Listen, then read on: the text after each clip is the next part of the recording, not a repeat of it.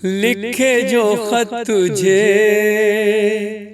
वो तेरी याद में हजारों रंग के नजारे बन गए। आपने मोहम्मद रफ़ी साहब को ही क्यों चुना? कि क्या उनसे अच्छा कोई सिंगर आपने देखा है आज तक? बेस से लेके तो तार सब तक यानी कि वो जो हारमोनियम है ना वो छोटा पड़ जाता है उनके सामने। खालिद साहब, अभी आपने जिस तरह जिक्र भी किया, बहुत सी सियासी मशहूर शख्सियत वो भी आपकी मदाह हैं जी। उनमें से चंद एक के नाम बताएं और ये भी बताएं कि उनको आपसे जो है वो पर्सनली कौन सा गाना सुनना पसंद है? अपना नवाज शरीफ साहब है, शहबाज शरीफ साहब, बेगम साहबा, मरियम साहबा, सलमान साहब, हमजा शहबाज। नवाज शरीफ साहब का पसंदीदा गाना कौन सा है? तू गंगा की मौज में जमुना का धारा, तू गंगा की मौज में जमुना का धारा, हो रहेगा मिलन ये हमारा।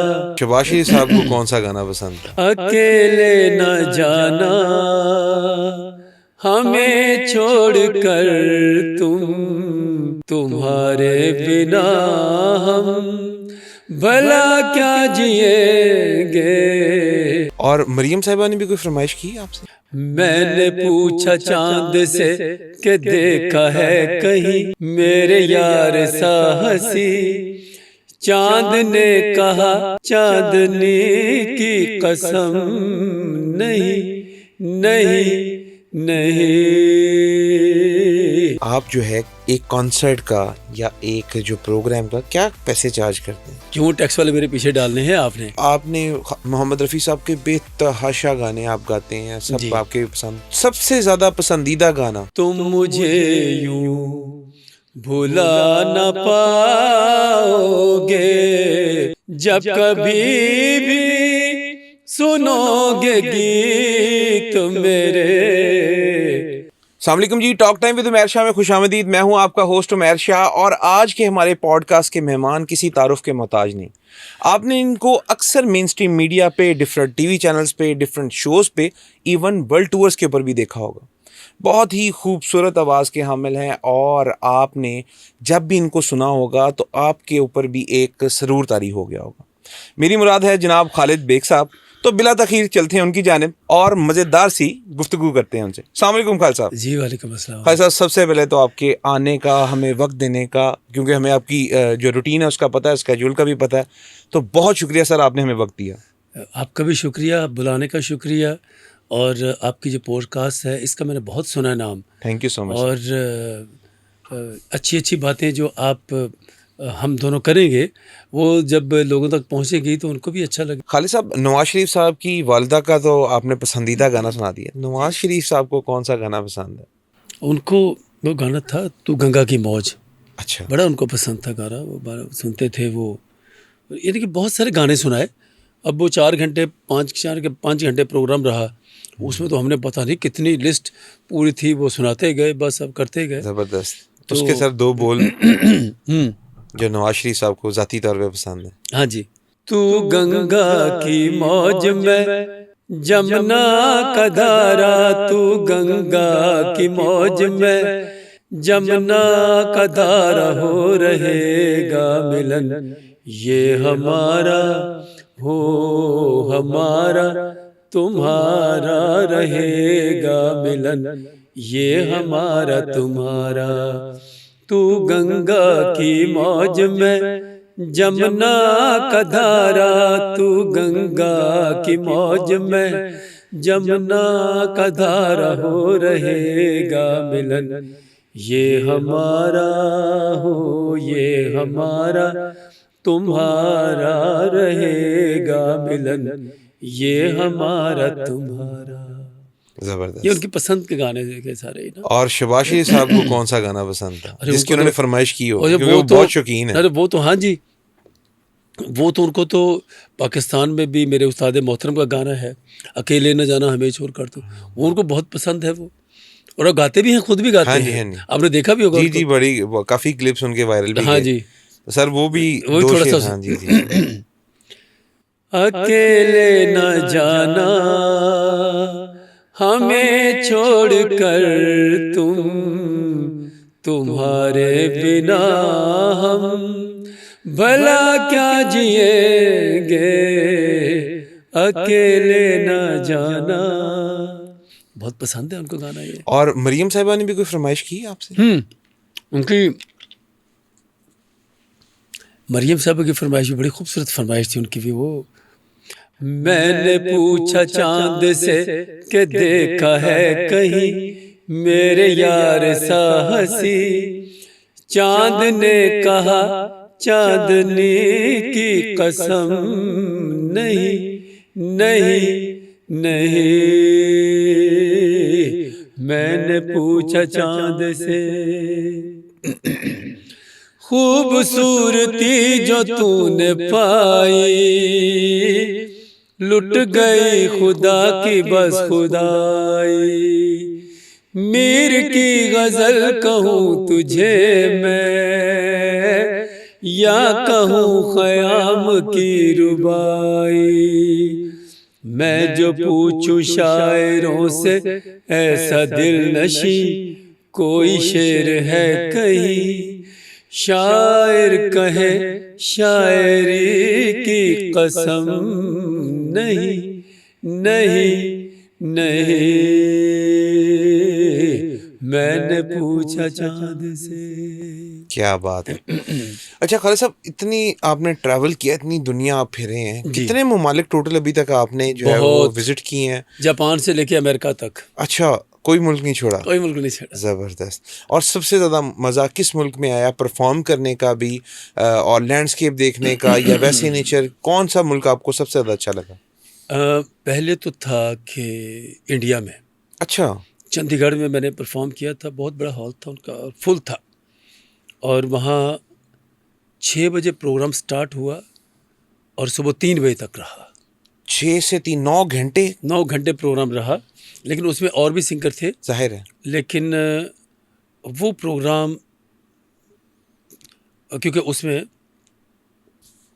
हमारी शरीक हयात भी साथ थी, तो कहने लगे कि ऐसा प्रोग्राम मैंने आज तक नहीं देखा। वो इसलिए कि वो जो म्यूजिशंस हैं, वो जो बजाते हैं ना, वो बिल्कुल करेक्ट बजाते हैं, यानी कि जितनी ज़रूरत है उतना ही बजाते हैं और एक एक पीस बजाते हैं। उनको सारे गाने याद हैं, तो इसलिए वो वहाँ पे ज़्यादा मज़ा आता है। अभी लास्ट मैंने अभी प्रोग्राम किया ये कुछ महीने पहले अमेरिका में, ह्यूस्टन में।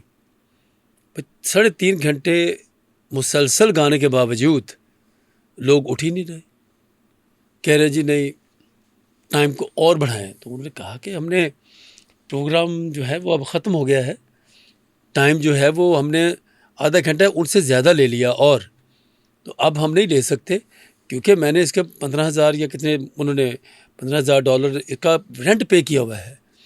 तो अगर मैं उनसे 1 घंटे के लिए और लेता हूँ तो मुझे जो है ना वो डबल पैसे देने पड़ जाएंगे।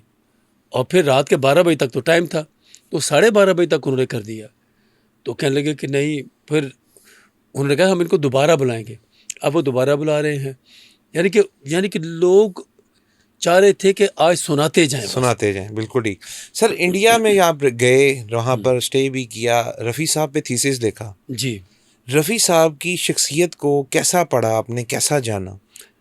हाँ, अब ये देखिए कि मैं उत्तम सिंह, आपने नाम सुना होगा, जिनके बड़े गाने हैं उनके, तुझे देखा तो ये जाना सनम, और दीदी तेरा देवर दीवाना, और ये वो सारे गाने उन्हीं की हैं वो। और वो मैं बैठा हुआ, देव कोहली साहब भी साथ थे जिन्होंने ये गाने लिखे हैं। बिल्कुल ठीक। दीदी तेरा देवर दीवाना और ये वो। तो मैं इंटरव्यू कर रहा था उनका, क्योंकि मेरा थीसिस था, तो इसमें वो मुझे करना था उनका इंटरव्यू। तो देव कोहली साहब कहने लगे कि हमारे इधर पूरे इंडिया में 3 शरीफ लोग रहते हैं। मैंने कहा जी अच्छा, वो कौन कौन से हैं? कहने लगे जी एक तो मैं हूँ। मैंने कहा जी अच्छा। तो दूसरे उत्तम सिंह साहब हैं, तीसरे मोहम्मद रफ़ी साहब हैं। मैंने कहा जी वजह? कहते ना फालतू बात करते, ना शराब, ना कोई और चीज़, सिर्फ आना है, गाना गाना है और चले जाना है। और इतने लोगों के काम आते थे रफ़ी साहब कि मैं आपको बता नहीं सकता कि उनको कोई शख्स नज़र आ गया है, कोई काम करने वाला नज़र आ गया है तो उन्होंने उसकी खिदमत ज़रूर करनी है। और कहते कई गाने तो वो फ्री ऑफ कॉस्ट गा जाते थे, पैसे ही नहीं लेते थे। तो वहाँ एक शख्स मुझे मिला, मैं धर्मेंद्र साहब के ऑफिस में गया तो उनके मैनेजर साहब थे। तो मैं थोड़ी देर बैठा रहा, उनका इंतज़ार कर रहे थे धर्मेंद्र साहब का। उनके ऑफिस में सामने ही जगजीत सिंह साहब का स्टूडियो भी था। तो उनके ऑफिस में हम इंतज़ार कर रहे हैं। तो वो मैंने ऐसे ही पूछा, मैंने कहा रफ़ी साहब के बारे में कुछ बताइए। वो शख्स रोना शुरू हो गया। अच्छा। शर्मा नाम था। तो मैं कहा शर्मा जी आप क्यों रो रहे हैं?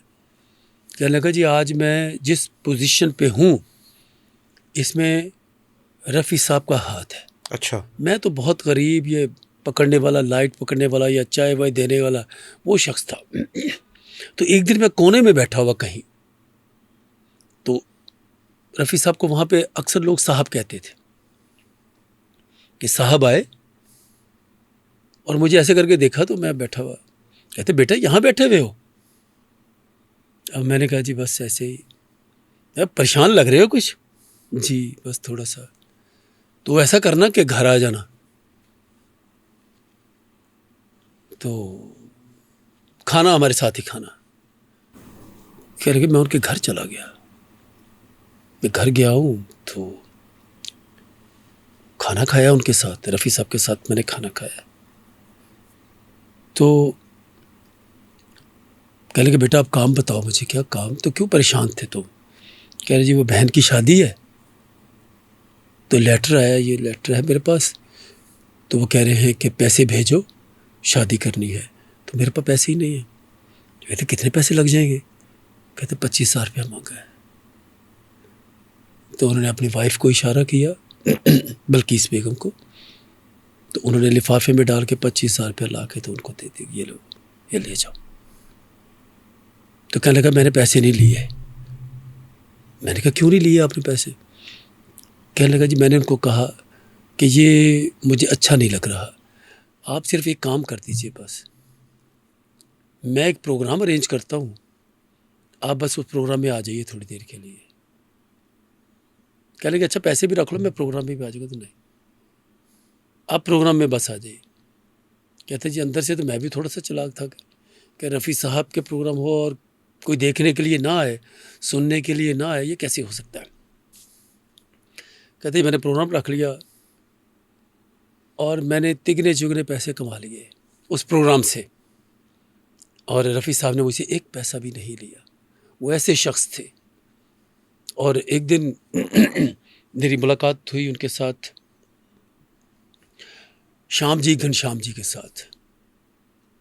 तो उनसे बात में कर रहे तो वो रोना शुरू हो गए।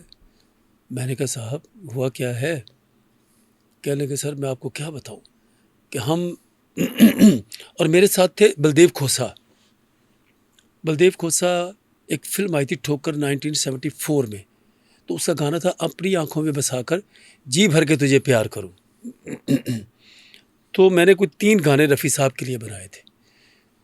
तो बलदेव खोसा साहब ने मुझे ये बात बताई, जो कि उस फिल्म के प्रोड्यूसर भी थे। कहने लगे मैं पंजाब से आया था तो मैंने आके ये फिल्म बनाई, और मेरे पास पैसे बहुत कम थे। तो मैंने कहा कि मैं अब ये क्या करूं, पैसे तो कम हैं। तो ये म्यूज़िक डायरेक्टर हैं, ये कह रहे हैं कि हमने ये जो गाने जो हमने बनाए हैं वो तो रफ़ी साहब के वो मद्देनज़र उनको रखते हुए तो फिर हमने गाने बनाए हैं, क्योंकि इस रेंज में कोई और नहीं गा सकता। तो कहने लगे कि मैं बड़ा परेशान हो गया। मैंने कहा यार वो तो 30-35 हज़ार रुपया लेते हैं, लेकिन मेरे पास बजट बहुत कम है। तो कहने लगे श्याम जी घनश्याम ने कहा तो आप कितने पैसे दे सकते हैं ये बताइए। बोला मैं तो ज़्यादा से ज़्यादा 10,000 रुपया दे सकता हूँ एक गाने का। यानी हमें रफ़ी साहब की सखावत का पता था। तो हम ये देख रहे थे, ढूंढ रहे थे कि रफ़ी साहब हमें कहीं अकेले मिल जाएं, क्योंकि अक्सर उनके साथ उनके ब्रदर इन लॉ होते थे ज़हीर साहब। तो क्योंकि रफ़ी साहब को पब्लिक के साथ डीलिंग करनी आती ही नहीं थी, मासूम आदमी थे, बड़े इनोसेंट। असल में उनको चलाने वाले जो थे ना वो उनके ब्रदर इन लॉ थे, और मुझे डीलिंग आज तक मुझे भी नहीं आई। लोग ऐसे भी कर लेते हैं मेरे साथ, लेकिन फिर आहिस्ता आहिस्ता थोड़े थोड़े हुआ कि नहीं यार ये काम तो ठीक नहीं है ये। तो रफ़ी साहब को तो बिल्कुल भी नहीं आया। तो फिर ज़हीर साहब ने उनको उनके सेक्रेटरी बन गए, अभी पूरी दुनिया भी उनके साथ अपना गए, डीलिंग वही करते थे। बिल्कुल ठीक। अब वो इंतज़ार कर रहे थे कि कहीं ज़हीर साहब साथ ना हो। वो कहीं किसी ने बुला लिया ज़हीर साहब को, रास्ते में रिकॉर्डिंग से बाहर निकले तो रफ़ी साहब अकेले आ रहे थे आके, शेरवानी पहनी हुई है। तो कह लगे कि वो रफ़ी साहब आए तो हम उनके घुटनों में वहाँ बैठ गए और हाथ जोड़े कि रफ़ी साहब हमारी फ़िल्म के लिए ये गाने गाने हैं, लेकिन प्रोड्यूसर के पास इतने पैसे नहीं हैं, तो सिर्फ 10,000 रुपया वो दे सकते हैं। तो कहने लगे, उन्होंने पकड़ के मुझे उठाया, तो मैंने कहा अच्छा कोई बात नहीं कोई बात नहीं है, कर देंगे गाने। कहते जी मैंने रिकॉर्डिंग की डेट पूछी, मैं रिकॉर्डिंग पे चला गया, गाना गा दिया उनका, अपनी आंखों में बसा कर जी भर के तुझे प्यार करूँ। तो जब मैं गाना गा के तो मैं फ़ारिग हुआ तो मैंने उनसे पूछा, मैंने कहा बच्चों बताओ ठीक है? तो उन्होंने कहा जी हाँ ठीक है। मैंने कहा कोई कमी कुमी है तो मैं दोबारा गा देता हूँ। कहने जी नहीं ठीक है शुक्रिया। तो 10,000 रुपया निकाल के तो रफ़ी साहब को दिया, तो रफ़ी साहब ने अपनी जेब में रखा। जेब में रखने के बाद फिर हमसे बातें करनी शुरू हो गए। अच्छा घर में कौन कौन है? बताया कि मेरी बीवी है, बच्चे हैं, बस अब आपकी वजह से हमारी रोज़ी चल जाएगी। तो रफ़ी साहब ने वही 10,000 रुपया निकाला तो मेरी जेब में डाल दिया, तो ये घर में मेरी बहू के लिए ये लेके जाना, मिठाई लेके जाना। ऐसे इंसान थे वो रफ़ी साहब। और आज तक वहाँ फिल्म इंडस्ट्री में से कोई भी शख्स ऐसा नहीं था जिसने इस तरह की कोई बातें की हों या इस तरह के काम किए हों। बिल्कुल ठीक। हाँ, दिलीप साहब ने किए बहुत काम। उनको जहाँ कहीं भी कोई ऑर्गेनाइजेशन है, वो ब्लाइंड की हो या डेफ की हो, तो वो ज़रूर जाते थे और फ्री ऑफ कॉस्ट जाते थे। और किसी भी मुल्क में हो दिलीप साहब चले जाते थे। इसी तरह ही रफ़ी साहब, वो प्रोग्राम करने के लिए, चैरिटी के प्रोग्राम करने के लिए कहीं भी चले जाते थे। बिल्कुल ठीक। माला सिन्हा जी जो हैं, जो इंडियन एक्ट्रेस हैं, जिनके ऊपर गाने पिक्चराइज हैं, आपकी नज़रों ने समझा प्यार के काबिल मुझे, और भी बहुत सारे गाने उनके ऊपर पिक्चराइज हैं। तो ओ गैरों पे करम अपनों पे सितम, जाने वफा ये जुल्म न कर। साथ साथ सजी दो बोल हो भी ये जाएंगे। अब मुझे ये तो लता जी के हैं, ये गैरों पे करम अपनों पे सितम, ए जाने वफा ये जुल्म न कर, रहने दे अभी थोड़ा सा भरम, ए जाने वफा ये जुल्म न कर, ये जुल्म न कर। क्या वो मेरी बहुत बड़ी फ़ैन है वो भी। तो अब तो वो नेपाल चली गई है, तो अभी उन्होंने अपना बंगला बेचा है 200 करोड़ का। तो कहने लगी कि मैं रफ़ी साहब के घर गई, वो असल में वो क्रिश्चियन है। तो कहने लगी हमने चर्च का कोई प्रोग्राम करना था, चर्च बनाने के लिए कोई प्रोग्राम करना था कि ताकि फंडिंग हो जाए तो हम वो चर्च बनाएं। तो रफ़ी साहब के घर गए तो मैंने रफ़ी साहब को कहा कि इस तरह हमने प्रोग्राम करना है तो चैरिटी का, तो आपकी क्या खिदमत करना होगी। तो रफ़ी साहब ने क्या कि क्या हज़रत ईसा आप ही के थे, हमारे कुछ नहीं थे। मैं फ्री, उन्होंने प्रोग्राम किया हमारे साथ और इतनी फंडिंग हो गई कि हमें किसी और की ज़रूरत ही नहीं पड़ी। बिल्कुल ठीक। ऐसे शख्स थे वो। खालिद साहब ये बताइएगा कि लव लाइफ कैसी रही? कोई पसंद आया कभी? नहीं, शादी अपने जो है वो लव मैरिज की, अरेंज की? Arrange marriage. अच्छा, अरेंज मैरिज की। अरेंज मैरिज, वो हमारे भाई गए, वो देख के आ गए और उन्होंने कहा जी लड़की देखा है। तो मैंने कहा मुझे दिखा तो दे। कहते क्यों, हम कोई गलत काम करेंगे? बस वो फिर जहाँ कहा वो हो गया। वैसे आपकी माहौल कोई ऐसा नहीं था। आपकी कोई मोहब्बत रही? नहीं, मोहब्बत तो वो जब हम PIA में थे तब रही, तो वो तो सबकी ही होती है। हाँ, होती कोई सबकी। अपनी पसंद होती है, बताता कुछ कोई है। वो बताता कोई है, लेकिन वो होती ज़रूर है। हमारे स्कूल में भी हम थे, कॉलेज में भी थे, यूनिवर्सिटी में भी थे, तो पसंद तो कोई ना कोई आ ही जाता है। तो लेकिन अब ये होता है कि आपने जब शादी का मामला आता है तो हमेशा वो ये होता है कि वो घर वाले ही जो है, क्योंकि माहौल ऐसा था ना कि घर वाले ही पसंद करेंगे और वही करेंगे, लेकिन लोगों को यकीन था कि अपनी पसंद की करेंगे, क्योंकि जिस तरह का वो जॉब थी और आना जाना था। तो लेकिन यह है कि यही सिलसिला रहा बिल्कुल और ठीक। अल्हम्दुलिल्लाह और बहुत ही अच्छा रहा। खालिद साहब ये बताइएगा कि आप जो है एक कॉन्सर्ट का या एक जो प्रोग्राम का क्या पैसे चार्ज करते हैं? अरे नहीं, ये मुश्किल बात है, क्यों टैक्स वाले मेरे पीछे डालने हैं आपने। खालिद साहब ये बताइएगा कि आपके किसी भी कॉन्सर्ट की जो आप फॉरेन में जाके करते हैं, वहाँ की जो ऑडियंस की जो टिकट है वो कितने की होती है? वो बस समझिए कि 200, वो $50 से लेके तो 200 तक भी चली जाती है। अच्छा, वो तो यानी डिपेंड करता है कि वो ऑडियंस पे कि वहाँ हॉल कितना बड़ा है, कि उन्होंने किस किस तरीके से उस प्रोग्राम को मैनेज किया है। तो हमने तो क्योंकि जाना है, वो प्रोग्राम करना है और अपने पैसे लेने हैं। बिल्कुल ठीक। तो अब ज़ाहिर बात है उन्होंने वहाँ प्रोग्राम करना है, वो जो हॉल लिया है उसके एक्सपेंडिचर, म्यूजिशियंस के, साउंड सिस्टम, बाकी सारा अमला, तो जाहिर है, सब उन्होंने करना होता है ना ये। बिल्कुल। खालिद साहब ये बताइएगा कि आपने मोहम्मद रफ़ी साहब के बेतहाशा गाने आप गाते हैं, सब जी। आपके पसंद, जो सबसे ज़्यादा पसंदीदा गाना मोहम्मद रफ़ी साहब का जो आपको पसंद हो और आपका वो हर टाइम गुनगुनाने का दिल करता हो, हम्म। वो कोई हमारे नाजरीन के लिए दो बोल। वैसे तो उनके गाने मुझे क्योंकि सभी पसंद हैं उनके गाने, तो थोड़ा सा वो एक गाना उनका जो है वो कि तुम मुझे यूं भुला ना पाओगे, और पिछले दिनों मेरी, क्योंकि ये गाना शम्मी कपूर साहब के ऊपर जी, जी। पिक्चराइज है, और पिछले दिनों मेरी वीडियो कॉल उनकी वाइफ से भी मेरी काफ़ी देर बात होती रही, और कहने लगी कि आप, मुझे सारे गाने आपके दिखाए गए हैं कि जो आप शम्मी के गाने गाते हैं वो रफ़ी साहब के गाने थे, ज़ाहिर। तो मुझे बहुत अच्छे लगते हैं आपके गाने ना। तो बड़ी अच्छी वाइफ है उनकी, तो वो गाना, ये भी गाना जो मैं कह रहा हूँ ये भी शम्मी कपूर साहब के ऊपर ही है, जी, जी, तो बिल्कुल। वो थोड़ा सा गुनगुना देता हूँ। तुम मुझे यूं भुला न पाओगे, हाँ तुम मुझे यूं भुला न पाओगे,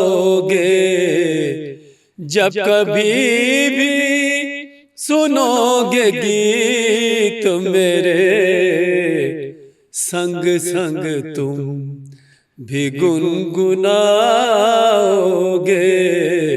हाँ तुम मुझे यूं भुला न पाओगे, हो तुम मुझे यूं। वो बहारें, वो चांदनी रातें हमने की थी जो प्यार की बातें, वो बहारें, वो चांदनी रातें हमने की थी जो प्यार की बातें, उन नज़ारों की याद आएगी जब ख्यालों में मुझको लाओगे, हाँ तुम मुझे यूं भुला न पाओगे, हो तुम मुझे यूं। खालिद साहब एक गाना जो मुझे ज़ाती तौर पे बहुत ज़्यादा पसंद है, तो मैं इस पॉडकास्ट में आपसे वो हाँ हाँ, रिक्वेस्ट क्यों करना नहीं। चाहूँगा। हाँ हाँ। मुझे इश्क है तुझी से, वो गाना अगर आप दो बोल हमारे नाजरीन के लिए और ख़ुसूसी तौर पे मेरे लिए गा जी दें तो ठीक। क्या ही बात है। मुझे इश्क है तुझी से मेरी जान जिंदगानी, तेरे पास मेरा दिल है मेरे प्यार की निशानी, मुझे इश्क है तुझी से मेरी जान जिंदगानी, तेरे पास मेरा दिल है मेरे प्यार की निशानी, मुझे इश्क है तुझी से। मेरी जिंदगी में तू है, मेरे पास क्या कमी है जिसे गम नहीं, खिजा का वो बहार तूने दी है। मेरी जिंदगी में तू है, मेरे पास क्या कमी है जिसे गम नहीं, खिजा का वो बहार तूने दी है। मेरे हाल पर हुई है तेरी खास मेहरबानी, तेरे पास मेरा दिल है, मेरे प्यार की निशानी, मुझे इश्क है तुझी से। खालिद साहब माशाल्लाह अभी रिसेंटली मैं देख रहा था कि आपकी एल्बम भी लॉन्च हुई है और जी। 3 बड़े खूबसूरत और बड़े मज़े के सॉन्ग आपने जो है वो लॉन्च किए हैं। तो नाजरीन के लिए उनमें से कोई एक दो जो दी बेस्ट हैं वो भी आपको जो ज़ाती तौर पे भी पसंद हो, वो सर नाजरीन के लिए अगर 2-2 बोल सुना दें। सजदे किए हैं तेरी खुशियों के वास्ते, दुआओं में मांगे रब से तेरे दिल के रास्ते। कैसे बयां मैं करूं हाल दिल तू ये बता, कैसे खत्म होंगे ये तेरे मेरे फासले। तेरी आंख के आंसू पीऊं, तेरे दुख में सारे जी लूं, तेरे नसीबों में जो रब मेरा नाम लिखे, रब मेरा नाम लिखे। ये क्या था? फैबुलस। और सर एक और भी था वो भी मैंने हाँ। सुना बड़ा ज़बरदस्त था सर वो भी गाना। रब्बा मेरा यार मिला दे, दर्दे गम की दवा दे, मेरे सजदों का सिला दे, मुझे मेरा यार मिला दे।